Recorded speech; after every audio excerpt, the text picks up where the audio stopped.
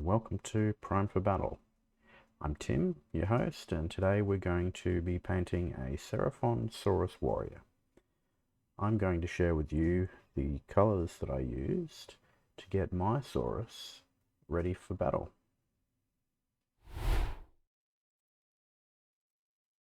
Today I've chosen a Saurus Standard Bearer so that I can show you the turquoise stone effect.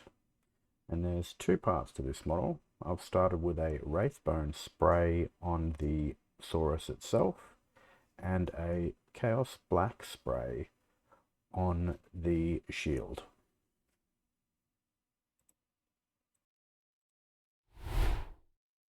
Alright, the first step today is a nice easy one.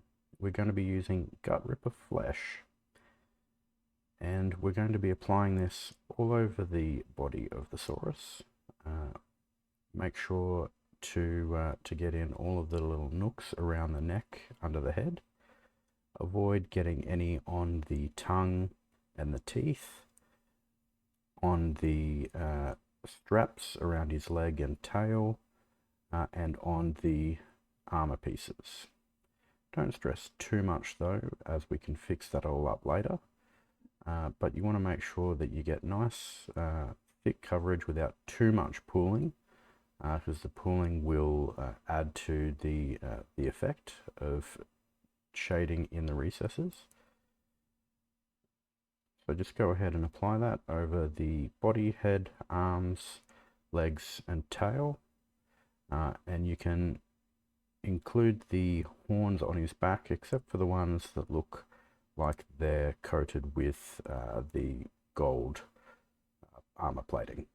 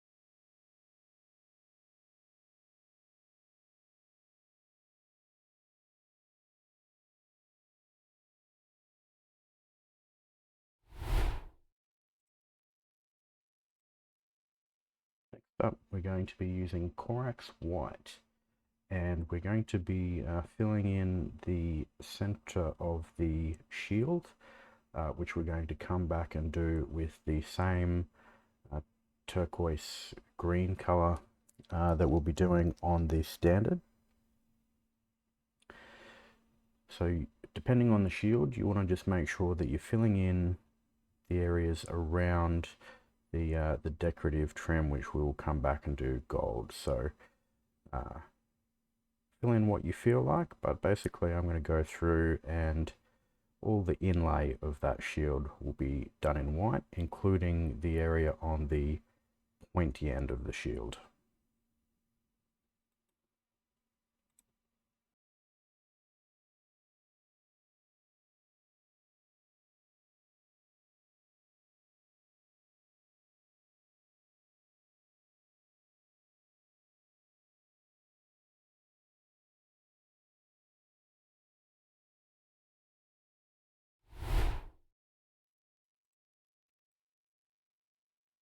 Okay, now getting back to the Saurus Warrior itself, we're going to be using Contrast Paint Wildwood.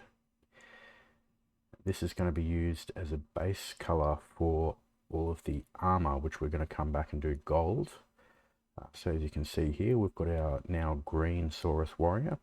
So go ahead and paint in all of the armor plates on the Saurus Warrior.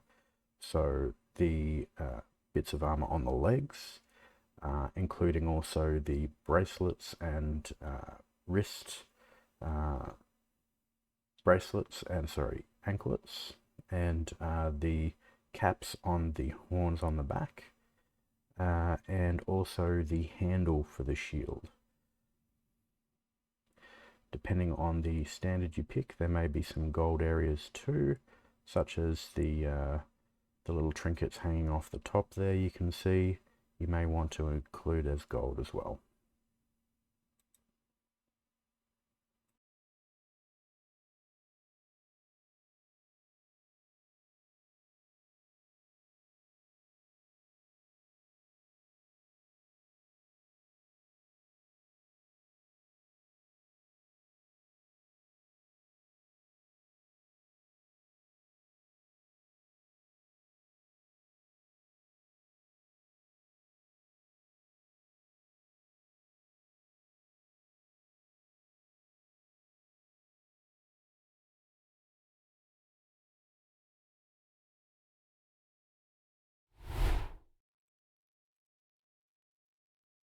Alright, next we're going to use snakebite leather contrast.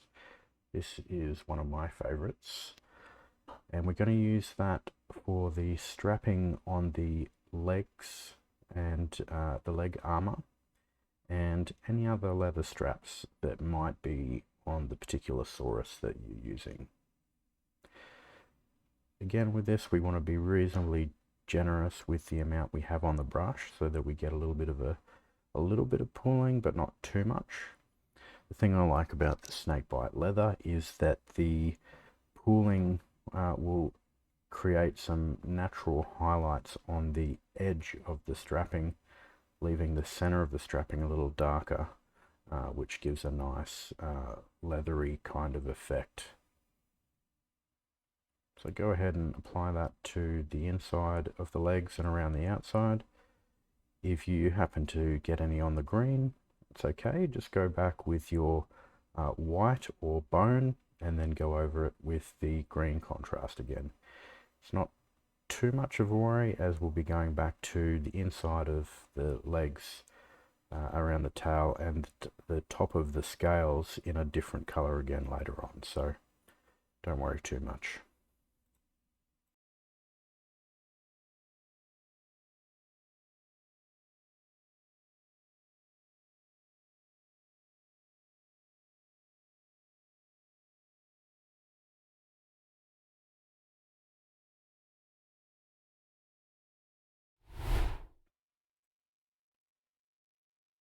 Next up, we're going to go over all of the scales with Militarum green contrast. So this is the scales on the top of the tail and the back, on the top of the head, and then some little patches of scales on the thighs and the arm of the Saurus as well. Again, you want to be reasonably generous with this. You don't want it to pool too much, but you do want to apply enough that you get that nice contrast look, and this over the top of the gut ripper flesh will just bring a nice dark green tone to contrast against the lighter green of the rest of the body. So apply that all over. Don't stress about being too neat, as being a lizard with scales, the colors will be different on each animal. So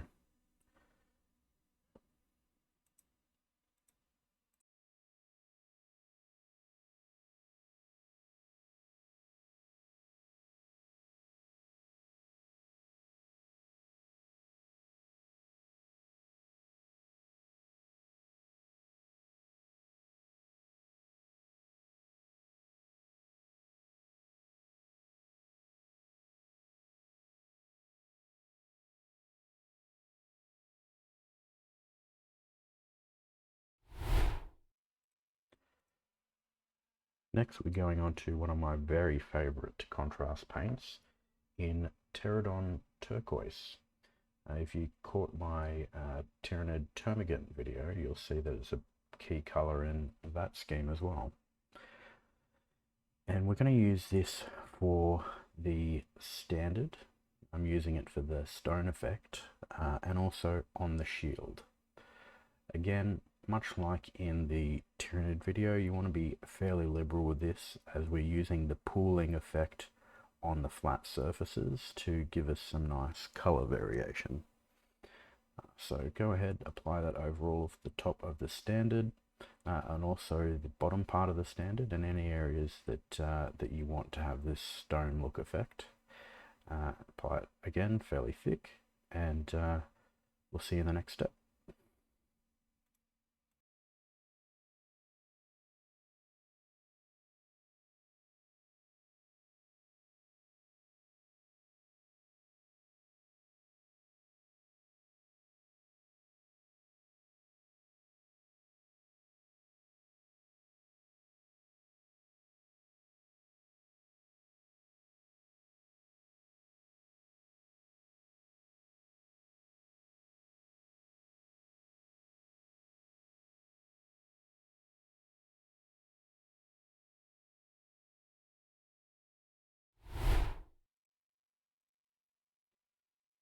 Alright, you can see that that effect's dried now, and for the most part, and is looking quite nice with some nice shading. So now what we're going to use is Flesh Terror's Red for the handle of the standard. Just get in around both sides of the handle. Try and avoid getting it on the fingers, but again, we can fix that up if you do get any across there. And I think this goes well with the green effect on the standard. Fairly quick step.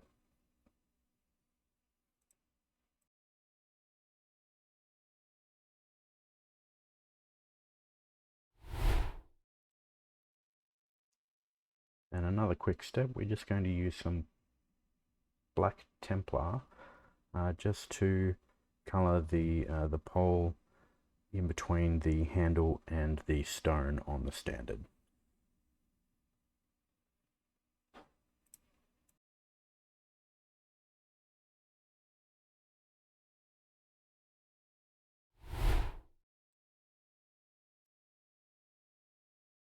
Now we're going to use some Volupus Pink just to do the tongue on the Saurus Warrior.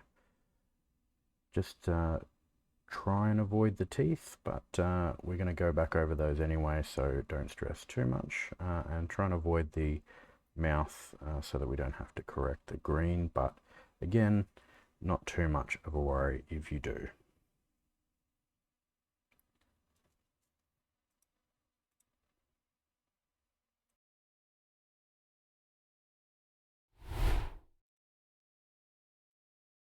Now I'm just going to use some Iandan Yellow, and we're going to use this for one of the feathers hanging off the standard. I like to use fairly bright colors on the feathers. It gives it a nice little focal point and makes it nice and interesting.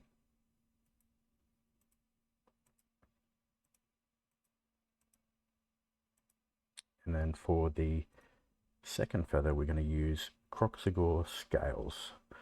But feel free to use any interesting colors that you find for the feathers. Add some stripes or some dots. Make them interesting. Look to birds and such for inspiration if you need. Okay. Now our Saurus Warrior is coming along pretty well. I'm just going to go in with some Abaddon Black and just carefully fill in the back of the mouth just to take away that white and give it a little bit of depth.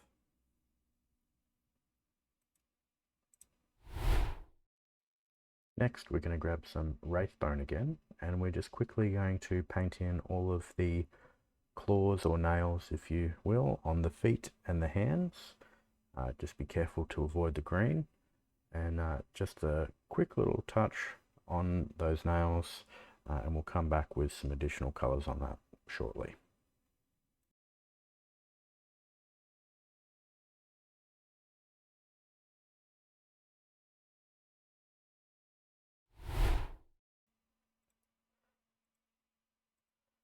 Next, we're going to use some Balthazar gold, and we want to go over all those areas where we use the wildwood. So the anklets, the bracelets, the armor plating on the legs, the shield handle, and any little other trinkets or bits that you might have done gold, and also the covered horns on the back.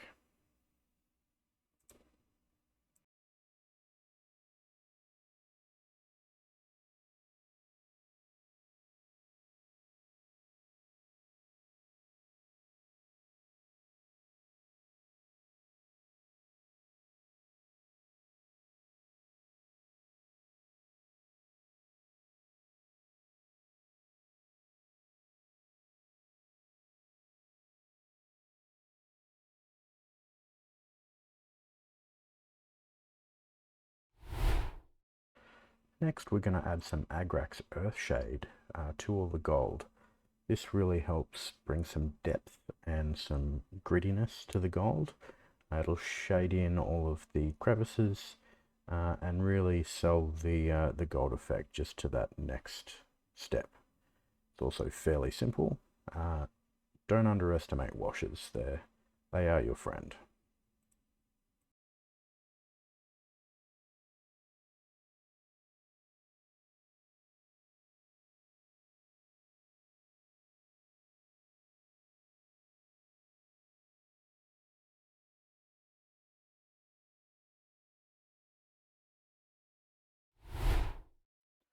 We're also going to add just a touch of skeleton horde just to those nails and claws, just to give them also a bit of grittiness and depth.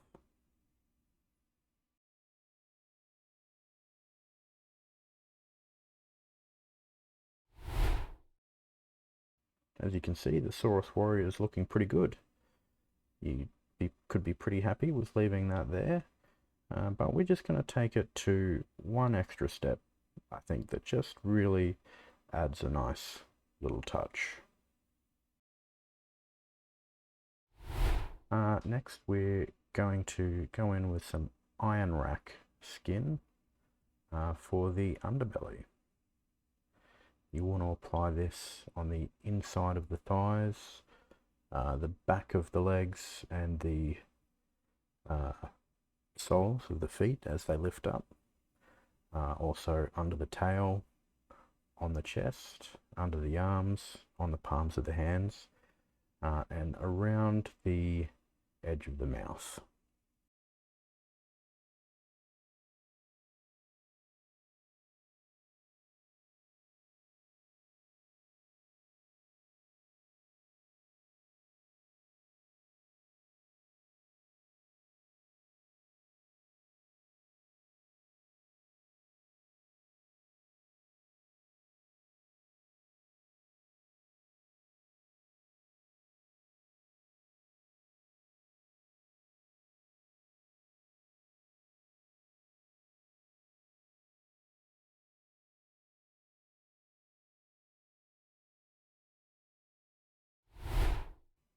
As a final step, we're going to add just a touch of Caribou Crimson around the lips and the cracks in the corner of the mouth, and also a little bit of Imperial Fist just to make the eyes pop out.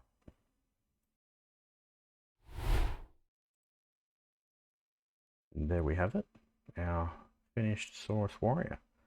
Make sure you glue on that shield. Here's one that I finished earlier, and you can see that's come up quite nicely. I've done just a dark brown earth base with various types of tufts and some jungle plant on the base, but feel free to do yours however matches your army. I think this is quite a striking theme, and looks good in units in the rest of my army. Well, there we have it. Thanks for joining me, and I hope you enjoyed the video as much as I did making it. And please give me a like, subscribe, and hope to see you next time in the next video. Goodbye.